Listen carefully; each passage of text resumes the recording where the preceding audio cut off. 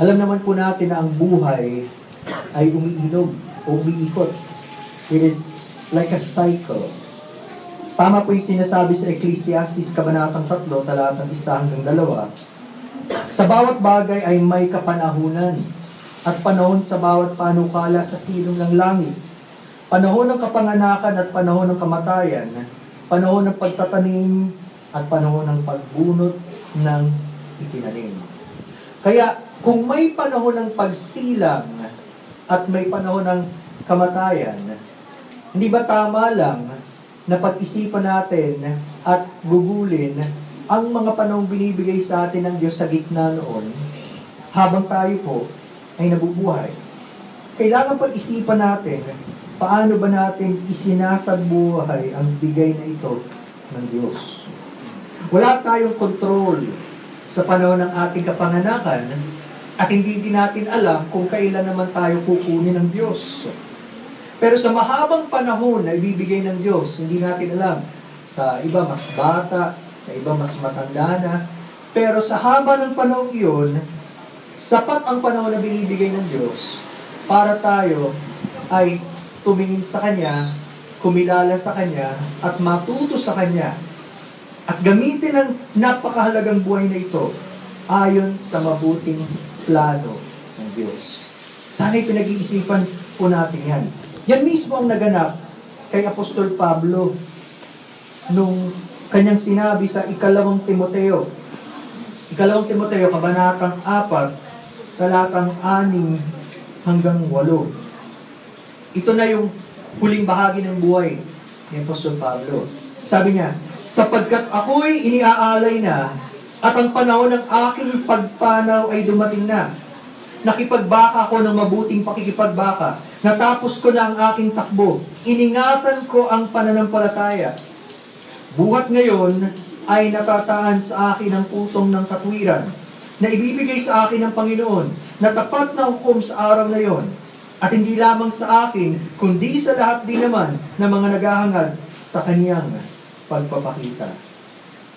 Mapapansin po natin, naging makabuluhan ang buhay ni Apostol Pablo hanggang sa panahon ng kanyang kamatayan. Sa maikling talatang ito, may 3 bagay tayong gustong pansinin. Una, mapapansin niyo po na tiyak ang kamatayan. Pangalawa, ang buhay natin ay parang isang takbuhin. Meron tayong patutunguhan. At pangatlo, may araw ng pagsusulit sa harap ng Diyos. Tingnan natin ang unang bahagi. Tiyak ang pagdating ng kamatayan. Kung paano lahat tayo ay may simula. Sigurado, sa buhay na ito, lahat din tayo ay may katapusan. Again, sabi ko nga kanina, yun yung tinatawag na the cycle of life, ang pag-inog ng buhay. Pero pansinin niyo po, hindi ito nagaganap ng basta-basta lang o biglaan. Ito ay nangyayari dahil sa Diyos. Sapagkat Siya ang nagbigay sa atin ng buhay, Siya rin ang babawi. Ang Diyos mismo ang nagsabi sa Deuteronomio, Kabanatang 32, talatang 30, tingnan ninyo ngayon, ako, sa makatuwid ay ako nga, at walang Diyos liban sa akin. Ako'y pumapatay at ako'y bumubuhay. Ako'y sumusugat at ako'y nagpapagaling at walang makakaligtas sa aking kamay. Whether we like it or not, whether pag-isipan natin o hindi, dahil ang Diyos ang lumikha sa atin, sigurado, mananagot tayo sa Diyos. Ano man ang klase ng buhay na mayroon tayo at babalik tayo sa Kanya. Siya ang may hawak ng ating buhay. Kaya kung iniisip natin, tayo nagpapatakbo ng buhay natin, nagkakamali po tayo. Kaya kunin ng Diyos, anumang oras, ang ating buhay. Tandaan niyo po, ang buhay ay regalo ng Diyos. At pag regalo, hindi karapatan. Hindi ka pwede mag-demand. Gusto ko pa ng mas mahaba, Panginoon. Bigay, regalo. Pwedeng hindi niya tayo binigyan ng buhay. Tama? O pwedeng kinuha niya tayong mas maaga. Pero hindi iyon ang plan ng Diyos. Pwede namang binigyan niya tayo ng buhay, Pero hindi tayo ngayon kung sino tayo. Pwedeng naging mas mababang uri tayo, yung mga hindi natin gustong daga o ipis, pwede naman ganun eh. Pero hindi, ayon sa mabuting kalooban ng Diyos, ikaw ay ikaw at ako ay ako dahil sa kanyang mabuting kalooban at plano. So ang Diyos ang lumalang sa atin.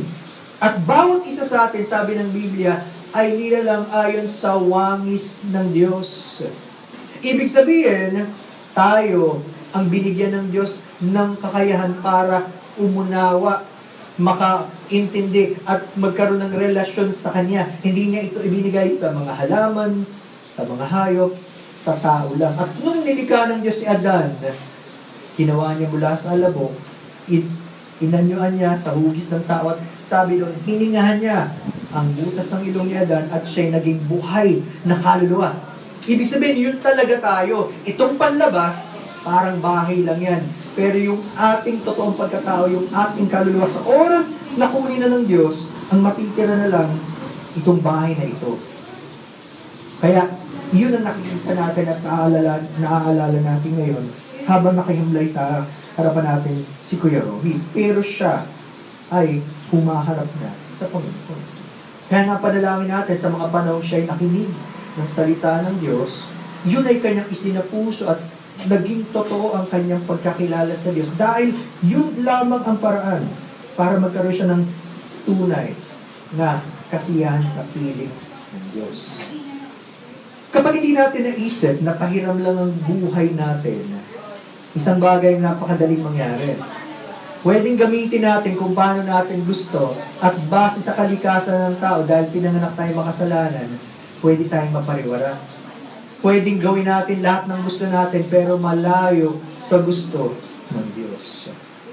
Na kung tatanungin ko kayo, ano ba ang pagkakaiba na isang bagay na pag-aari mo at yung isang bagay na hiniram mo? May pagkakaiba ba yan?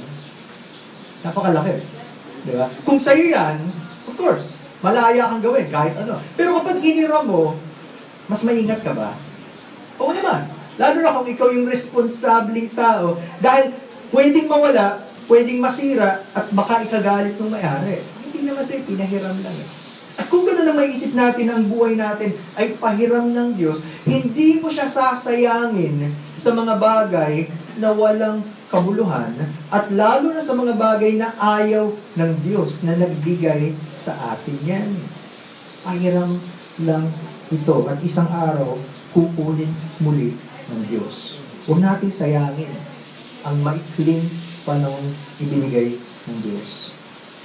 Kaya, naintindihan ni Apostol Pablo ang ganung konsepto. Kaya nung sinabi niya, sapagkat ako'y iniaalay na, at ang panahon ng aking pagpanaw ay dumating na. Pinaalam na sa kanya ng Diyos bilang apostol, malapit na ang kanyang panahon. At yung ginamit yung term na ako'y iniaalay na, ang larawan daw dito ay yung pagbubuhos ng inumin para sa Diyos. Ito yung tinatawag na drink offering. At kapag nagbuhos para sa Diyos bilang alay, wala nang matitira. Ibubuhos mo lahat para sa Diyos. At ganun mismo ang naganap kay Apostol Pablo. Nung naunawaan niya na ang Panginoong Jesucristo ang totoong tagapagligtas, hindi na siya nagdalawang isip, kundi yung buong buhay niya, inialay niya sa Diyos na nagbigay sa kanya. Hanggang sa kahuli-hulihan. Kaya nga hindi pinag-uusapan gaano kahaba o gaano kaikli ang buhay natin. Ang mas mahalaga sa buhay na ito, talaga bang kinilala mo ang Diyos? O hindi.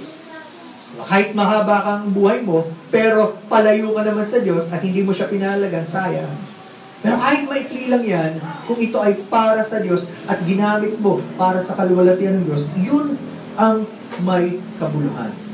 So tandaan nyo, tiyak ang kamatayan. Dahil ipinanganak tayo, sigurado rin tayong mamamatay. Pero may pangalawa, ayon sa talatang binasa natin. Inalitulad ni Apostol Pablo ang buhay bilang takbuhin. Sabi niya sa verse 7, natapos ko na ang aking takbuhin. Ibig sabihin, bawat tao alam man natin o hindi, meron tayong landas na tinatahak. At mamimili ka sa dalawang klase ng landas. Ito ba yung landas palapit sa Diyos o yung landas palayo sa Kanya? Ikaw ba ay nasa malawak na daan kung saan marami ang naroon pero patungo sa kapamakan? O ikaw ba ay nasa makipot na daan, kakaunti ang nandun pero ito ay patungo sa Diyos at sa buhay na walang gan? Bawat isa sa atin naglalakbay sapagkat hindi ito ang permanente nating tahanan. Nilikha tayo ng Diyos, pangsamantalaan dito pero isang araw pupunta ka na sa iyong permanenteng tahanan. Again, pag hindi tayo tinuruan ng Diyos, napakadali na magkamali sa landas na tatahakin natin. Kung ikaw ay isang driver, o kaya kung ikaw ay sumakay, at hindi mo alam yung dadaanan mo, pwede kang magtanong, at kung nagkamali ka, pwede kang bumalik. Ang problema, dahil iisa nga ang buhay natin, pagka dyan ka pa nagkamali, at sa kaulilan na-discover mo, sayang ang iyong buhay, wala nang pangalawang pagkakataon. Ito na yun eh. Kaya ang paalala ng Panginoong Jesucristo sa Mateo, Kabanatang 7, talatang 13 at 14, pumasok kayo sa makipot na pintuan, sapagkat maluwang ang pintuan at malapad ang daang patungo sa kapahamakan. At marami ang pumapasok doon. Tandaan nyo, marami ang pumapasok sa maluwang na daan tungo sa kapahamakan. Yan ang gusto ng tao, lumayo sa Diyos. At wala silang pakialam kung anong mangyayari. Basta ito gagawin ko. Ang problema, patungo sa kapahamakan. Mukhang masarap, pero ang dulo, kapahamakan, sayang. Sabi ng Panginoon, sapagkat makipot ang pintuan at masikip ang daang patungo sa buhay, at kakaunti ang nakakatagpo niyon. Tingnan nyo, yung makipot na daan, kakaunti ang nakakasumpong. Bakit? Isang sagot. Sapagkat hindi lahat ay seryosong nagpapahalaga sa Diyos.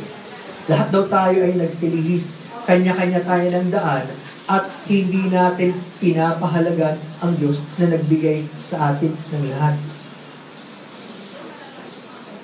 Napakahalaga, pag-isipan natin, ikaw ba, kaibigan, nasaan ka? Ikaw ba'y nasa malawak na daan, pero patungo sa kapamakan, o ikaw ay nasa makipot na daan, maaari ko konti lang nandun, pero yun ang patungo sa buhay na walang hanggan. At kailangan nating makilala, sino ba ang Panginoong Jesucristo sa buhay natin? Kasi pwedeng marami kang kakilalang tao sa buhay mo, pero yung pinakamahalaga sa lahat, siya pa palang hindi mo kilala. Walang iba kundi ang Panginoong Jesucristo. Siya ang nagsabi sa Juan, Kabanatang 16, Juan, Kabanatang 14, talatang 6, ako ang daan, at ang katotohanan at ang buhay. Sino man ay di makaparoroon sa Ama, kundi sa pamamagitan ko. Tandaan niyo po, siya lang ang nag-iisang daan. Wala nang iba. Siya lang ang nag-iisang katotohanan. Lahat ng iba ay maaaring hindi totoo. Sino namin. At siya lang ang buhay. Kapag wala ang Panginoong Jesucristo sa buhay natin, ano man ang maging accomplishments natin, na kamit natin at pinagmamalaki natin, hindi tatanggapin ng Diyos. Sayang. Sayang lang. Sino ba si Jesus sa iyong buhay? Now, nadiskubre ni Apostol Pablo ang bagay na ito sa panahon na siya ay nagre-rebelde sa Diyos. Sa panahon kinakalaban niya ang Diyos. Ang pangalan niya dati ay Saulo. Ang ibig sabihin ng Saulo, malaki. Malaki ang tingin niya sa sarili niya. Yabang-yabang niya. Lahat na ng karunungan, lahat na ng tagumpay, nasa kanya na eh. Hindi niya kailangan ng Diyos. At akala niya, ang Panginoong Jesucristo ang kalaban. At lahat ng mga Kristiyano, pinag-uusig niya. Pero nagpakilala sa kanya ang Panginoon, at habang siya ay lulusob para huli ng mga Kristiyano, biglang nagkaroon ng liwanag at nangusap ang Panginoong Jesucristo at nagpakilala at tinawag siya. At ang sabi niya, sino ka baga Panginoon? At nagpakilala ang Panginoon, ako si Jesus na iyong pinag-uusig. Sipin niyo yun. Malaking shock. Yung buong buhay niya, akala niyang kalaban, yung pala, siya yung totoong tagapagligtas. At pwedeng ganun pa rin. Buong buhay mo, tumatakas ka sa Diyos, lumalayo ka sa Diyos, hindi mahalaga ang Diyos sa'yo, pero isang araw, haharap ka pa rin sa Kanya. Mas mahalaga, ngayon ka nakatagpuin ng Diyos para malaman mo, kailangan mo siya, at pagsisihan mo ang kasalanan mo, kaysa sa huling araw ka pa humarap sa Kanya, at wala nang pag-asa. Tapos na. Nung dumating si Saulo sa ganun na naging Apostol Pablo, doon nagkaroon ng tamang direksyon ang kanyang buhay. At nung nalaman niya na si Jesus Kristo pala ang tanging tagapagligtas, hindi na siya nag-atubiling sumunod. Hindi na siya kalakalahating sumunod. Ibinigay niya na lahat. Noon nga, hindi niya kilala ang Panginoon, sobrang sigasig niya. Lalo pa kaya ngayon, nakilala niya ang Panginoon. Diba? Paalala rin ito sa atin, sa mga nasa gitna palagi. Hindi ka pwedeng nasa gitna. Either ikaw ay para sa Diyos o ayaw mo sa Diyos. Hindi ka pwedeng sa gitna lang. Sa mga totoong kumikilala sa Panginoon, kailangan makita natin ang buhay natin talagang para sa Kanya lang. Wala na iba. Kaya nga masasabi niya Diyos, 2 Timoteo, kabanatang 4, talatang 7, na ating talata. Sabi niya, nakipaglaban ako na mabuting pakikipaglaban. Natapos ko na ang aking takbuhin. Iningatan ko ang pananampalataya. Nakita niyang walang karapat-dapat na ipakipaglaban, kundi ang Panginoong Jesucristo at ang kanyang pananampalataya sa Kanya. Kasi maraming tao ngayon, kung ano-anong pinaglalaban. At hindi naman masama, lalo na kung merong mga injustices na gagaganap, tama namang hanapin natin ang hustisya. Pero sa kauli-ulian, alam natin, wala nang mas hahalaga pa sa Diyos. Kaya, habang ginawa niya, maikilang ang kanyang buhay, pero ibinigay niya, sabi niya, natapos niya ang kanyang takbuhin.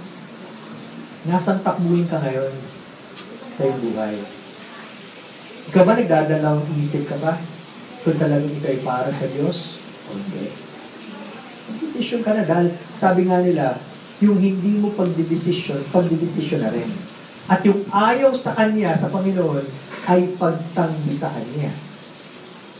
Huwag mong hayaan na mapunta ka sa karamihan na ayaw maglagak ng kanilang buhay sa Panginoon.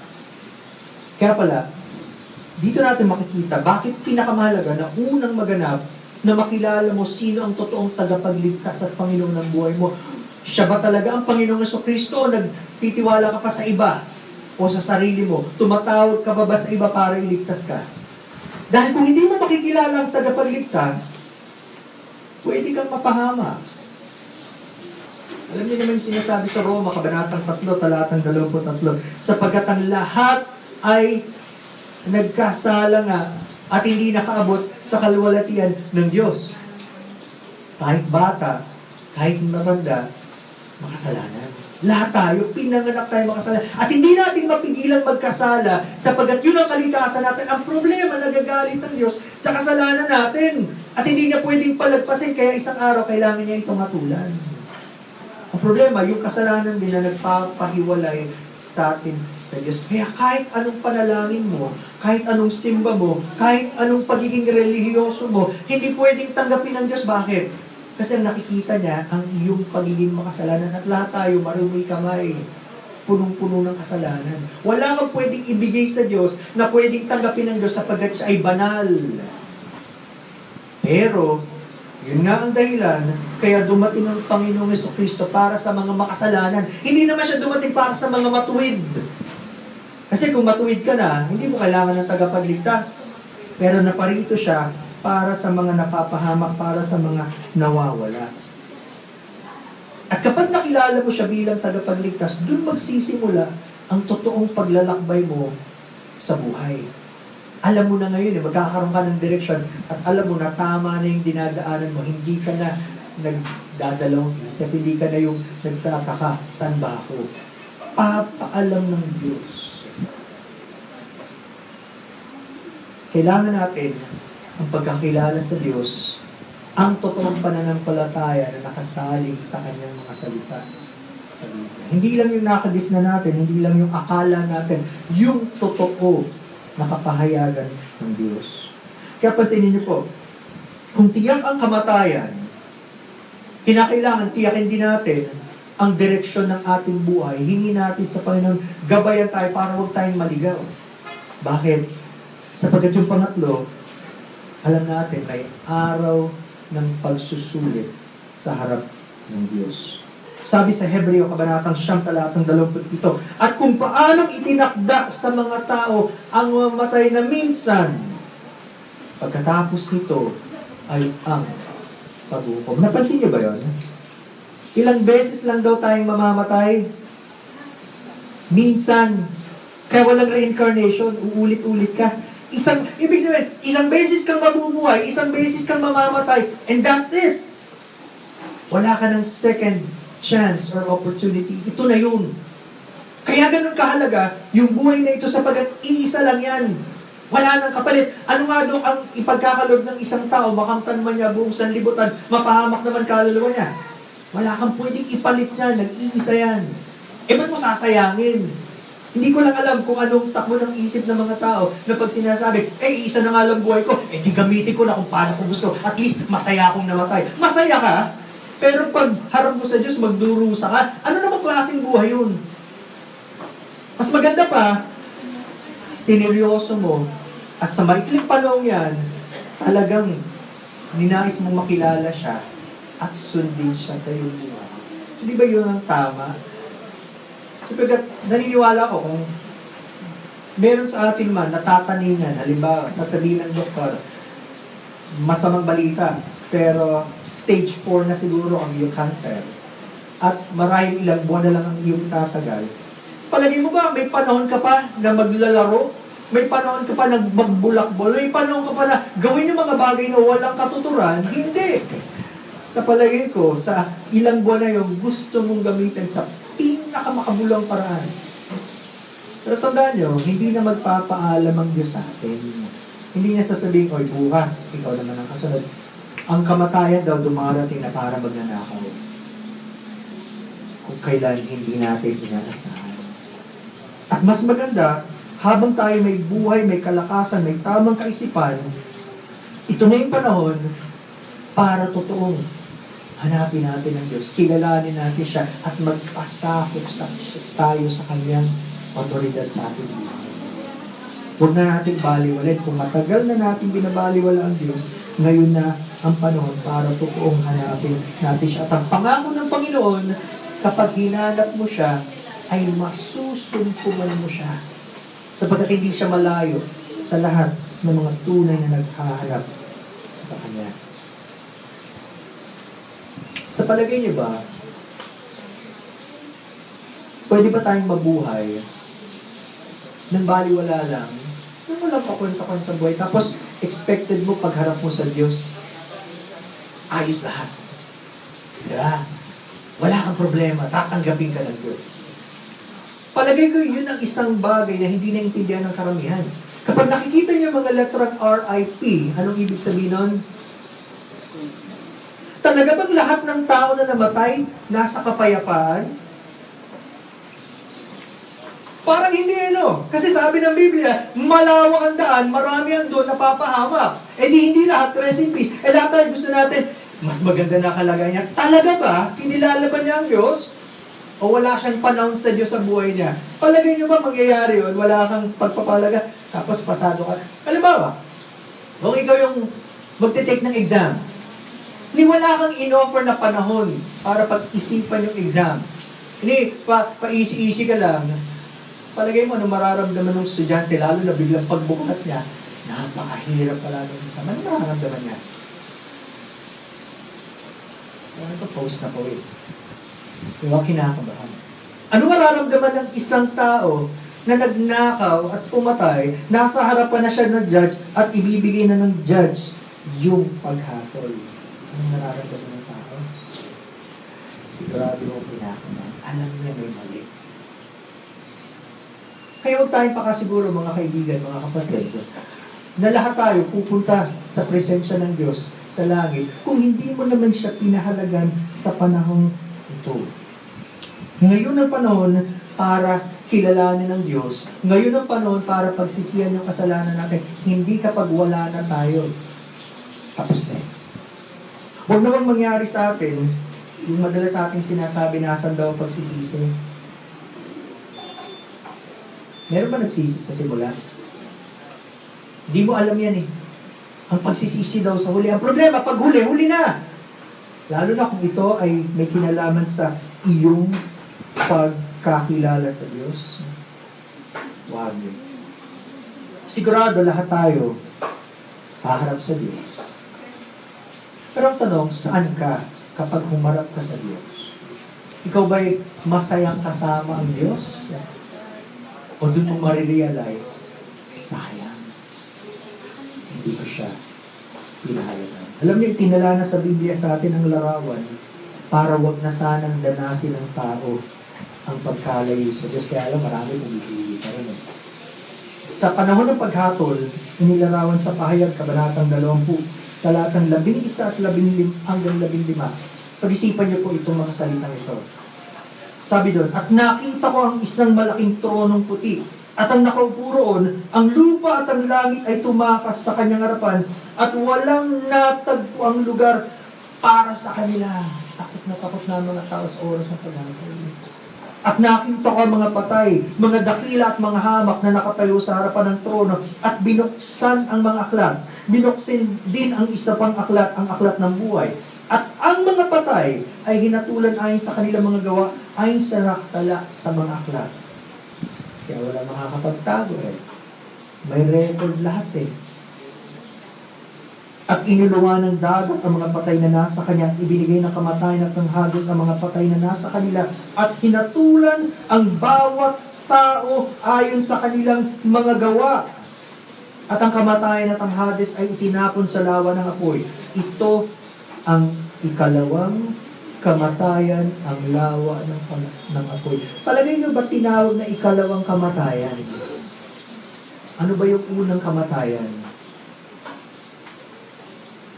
Yung paghiwalay ng ating kaluluwa, matitira na lang yung katawan.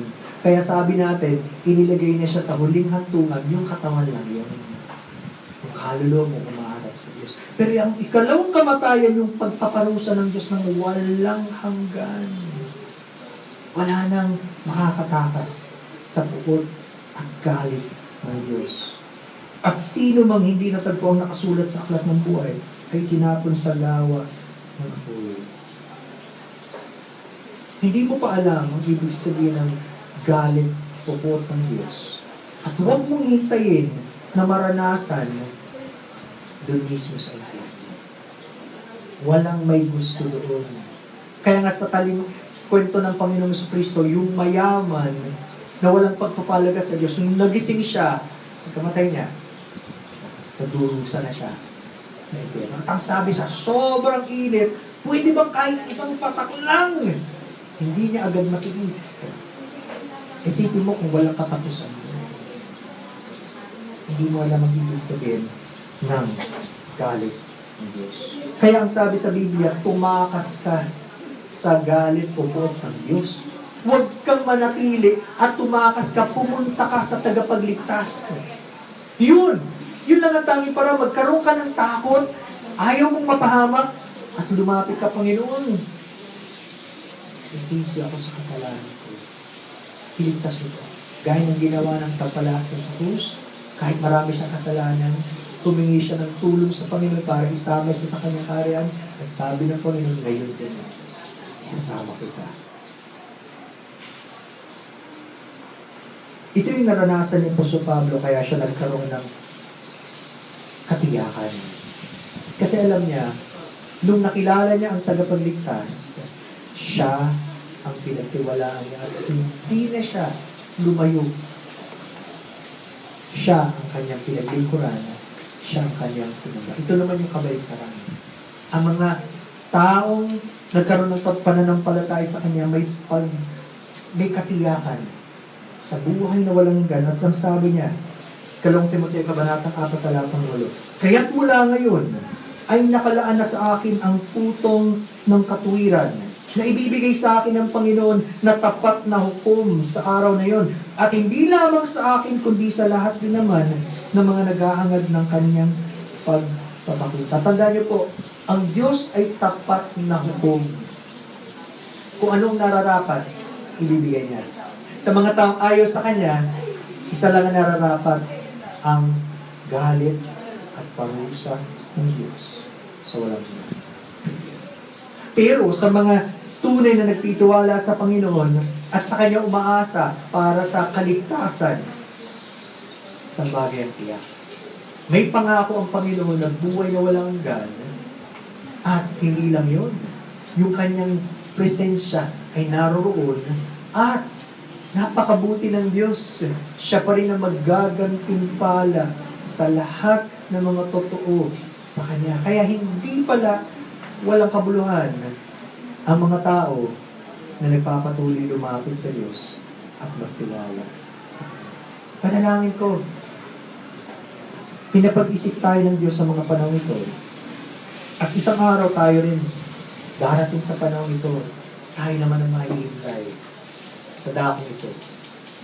Pero ang panalangin ko, hindi yun ang maging huling sasabihin para sa atin.